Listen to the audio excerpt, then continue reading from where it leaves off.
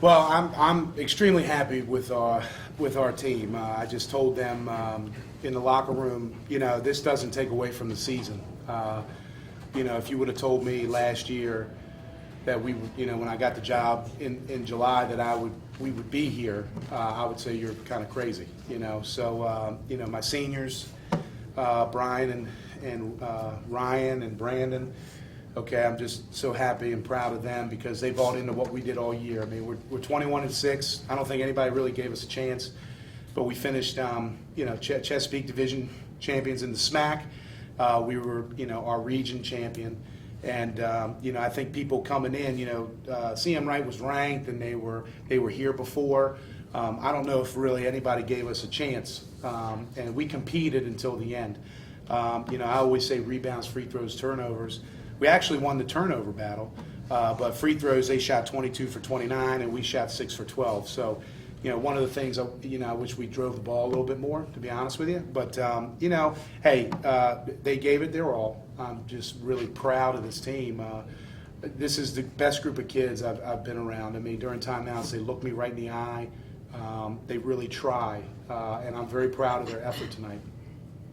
Coach, I know it was talked about last year when CM Wright made it to their first tournament, how they came in and they were the whole atmosphere took a while to get adjusted to. Did you feel it took your team a little while to get adjusted to within the first time? Well, you'd have to ask them. I think so a little bit. I think, I've been fortunate enough to, with my background that we've played in arenas like this. And so what I tried to stress to the kids is let's drive the ball. The depth perception, I think, affected us a little bit.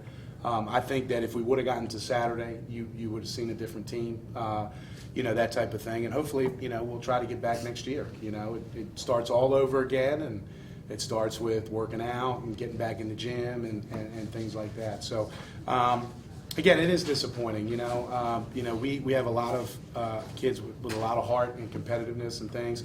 I think it did affect us a little bit, but there was times where we really played well. So I'm proud of that. Brandon, you guys were on a 10-14 team last year.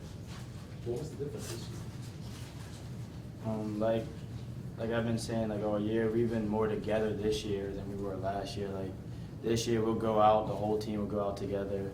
We'll hang out at school, after school, everything together. And last year, we were kind of a separated team. So this year, we've done better and stayed together and played as a team. Yeah, definitely what he said. We're more of a family. Everybody in this team has a good relationship with the head coach, all the assistant coaches. It was just a good atmosphere. Brandon, you guys have been scoring 70 plus 68 points through the state tournament. Today, what sort of looks did CM Wright give you that you think sort of gave you some trouble on offense? They did a good job on defense. I think it took a while for us to get adjusted to the court. But overall, we started to play well, and yeah. And Brian, what were you seeing out there, just being aggressive, attacking the basket? What were you seeing in your defense that sort of led you to, be your team's impetus on offense? You said in our defense? No, your offense against their defense. What did you see out there that allowed you to have some success? We pretty much saw they were playing tight on us so we could get to the basket, and that's what coach was telling us to do. But yeah, and they also shot twice as many free throws as us. I think that was a big key in the game too. So we should have tried to drive to the basket more. For any of you guys are obviously used to playing on the 84-foot court. Your first time here, 94-foot court. Do you think that presented any problems for you? I think it does for maybe all the high school teams.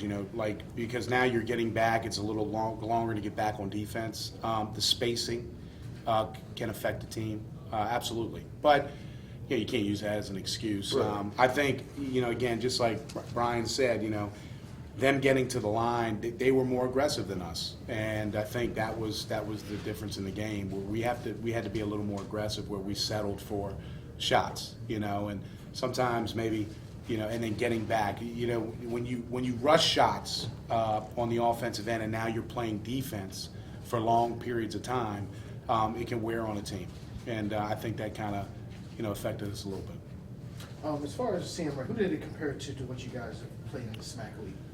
Oh, that's a good question. Well, to be honest with you, they're a lot like Magruder. They do a lot of dribble handoffs, dribble curls, driving and kicking for shots. Magruder had a couple bigs that could step out and hit threes. But I would say Magruder's probably, they you know, going into it and watching film, I thought we matched up well against them because we did play against Magruder, who would, you know, they like to drive and kick and dribble curl and things like that. They really share the ball exceptionally well. So, you know, and our rotations were a little slow, and that's what got us into foul trouble. And so, you know, that type of thing. So I think towards the end too, we got a little frustrated, started fouling, and yeah, it just happens. You know, it's no knock on us. Just, you know, we really wanted to play, and that's why I told the kids, you know, very proud of them. They competed till the end, you know, and all these kids are just exceptional on and off the court. So it was a pleasure coaching them this year. Yeah, how long does it take for these guys to kind of buy into what your vision? I don't know. You gotta ask them. I mean, I think Davon. You know, I'm really proud of him because, you know, coming in, I think he might have thought I was crazy. You know, but you know, he got to the point where, you know, because the ball's in his hands a lot, and you know, he got to the point where he understood the sets, he understood where people needed to be, you know, things like that, and we became. You know, he actually, I mean, he helped us against St. Charles in the first round. He's the one who said, hey, box of one, you know, on their best player. And I trusted him, and we shut him down. And, you know, that type of thing. So that, you know, trusting your players is a big deal. Daquan, I got a couple more years with him. He's a sophomore, so, you know, I'm excited about that. I wish I had these three seniors again. You know, again, I can't speak more highly about them. They're just tremendous kids. They really are.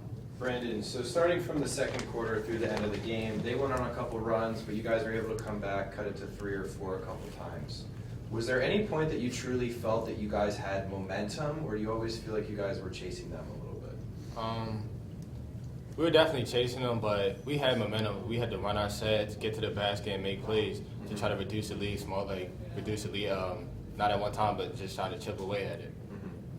And coach, and I guess for any of you that guard him, number 3, sort of, you know, skinny kid, not that tall, looked a little bit unassuming to me. I was surprised with the way he was able to get to the rim and through your defense.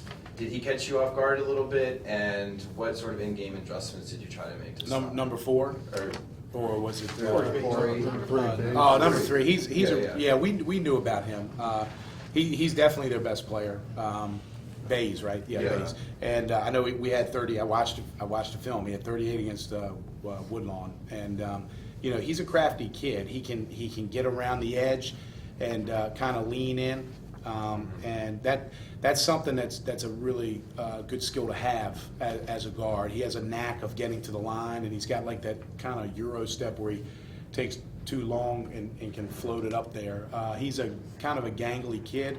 But he can shoot it, and he's a good player, and they feed through him. So, and he made enough plays, you know, for them. I mean, we held him, and he shot 20 times. I mean, he only had 2 3-point attempts. So, I mean, he finished with 25, but I guess that's better than 38. You know, so I look at it that way, maybe, you know, that type of thing. But, hey, you know, he was 9 for 9 from the free throw line. Again, free throws. I always tell the kids, free throws, turnovers, and rebounds. You got to win 2 of the 3, and you know, the only statistic that we won was the turnover battle. So, And for Brian, so as we mentioned, they were 22 of 29 from the foul line. I have them 13 of 14 in the fourth quarter. As you're trying to come back, how sort of, I don't know, demoralizing is that when even when you foul them, it's going to be tough to have them have an empty possession? How did that make that hard, even mentally, for your guys' comeback? It is very hard because, you know, at the end of the game, we had to foul, and they were just knocking down free throws, so you can't really do anything about that. They were just a good free throw shooting team. it's kind of funny because in the playoff run, we were the CM Wright, you know, where people had to chase us because we had the lead, and you know, people were fouling us, and you know, we're an unbelievable. I mean, I think Brandon shoots close to 90% from the free throw line, and Brian shoots like 85, something like that, 83%. So, you know, we're a good free throw shooting team, and you know, we just didn't get to the line tonight. Thanks, guys.